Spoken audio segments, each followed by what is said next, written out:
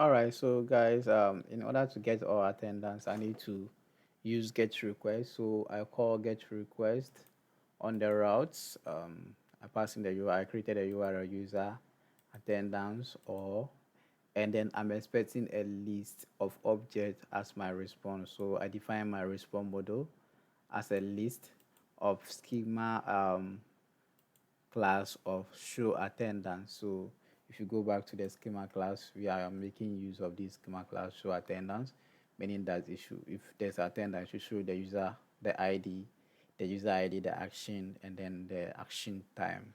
So over here, as you can see, and then I've tagged only admin because admin will be the only person to get all attendance of all users.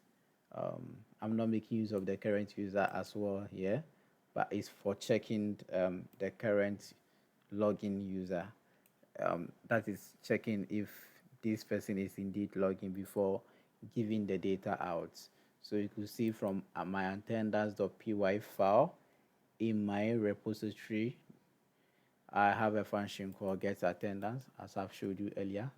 So in this function, I'm going to the DB using the SQL alchemy to query all attendance and then return it to the user that call the URL.